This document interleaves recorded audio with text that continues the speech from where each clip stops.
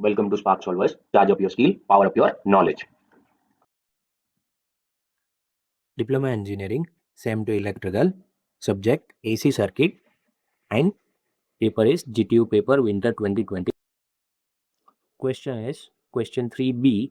A coil of resistance 10 ohm and inductive reactance of 20 ohm is connected in series with capacitance of 50 microfarad. The combination is connected to 230 volt 50 hertz supply.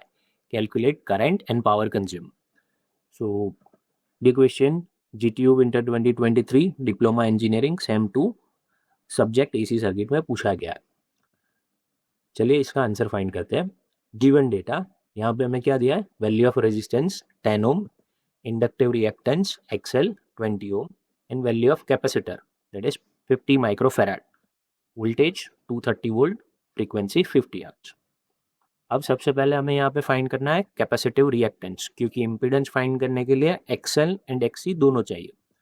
So capacitive reactance XC is equal to 1 upon omega C and 1 upon omega C के लिए हम omega की जगह पे रख सकते हैं 2 pi F. So 1 upon 2 pi F C.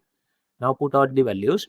1 upon 2 into pi into frequency is 15.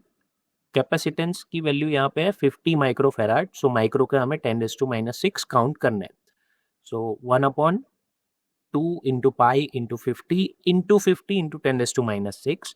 तो हमारा कैपेसिटिव रिएक्टेंस आता है 63.66 ओम. अब हम इम्पीडेंस फाइंड कर सकते हैं. इम्पीडेंस का इक्वेशन क्या है?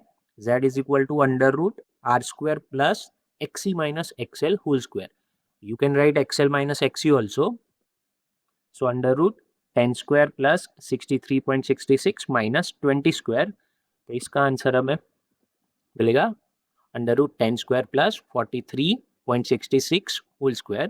Finally impedance Z is equal to 44.79 ohm. Impedance मिलने के बाद हम लोग फाइंड कर सकते हैं करंट.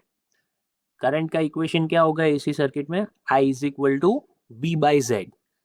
वैल्यू ऑफ वोल्टेज यहाँ पे हमें दी है 230 वोल्ट और इम्पीडेंस हमने फाइंड किया. सो 230 divided by 44.79.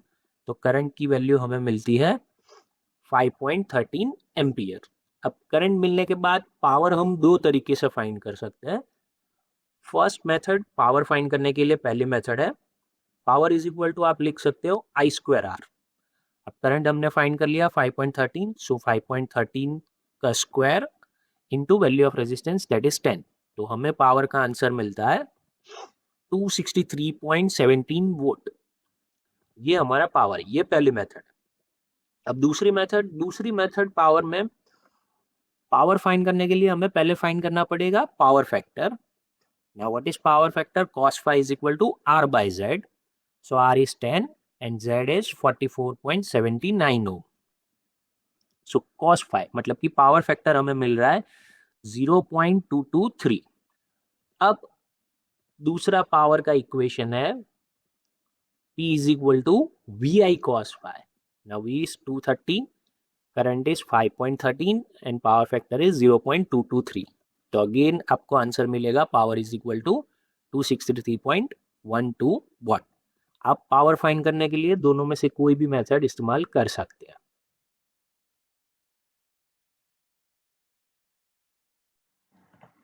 Thank you.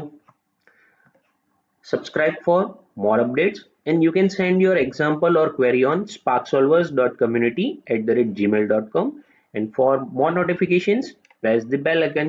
Thank you so much.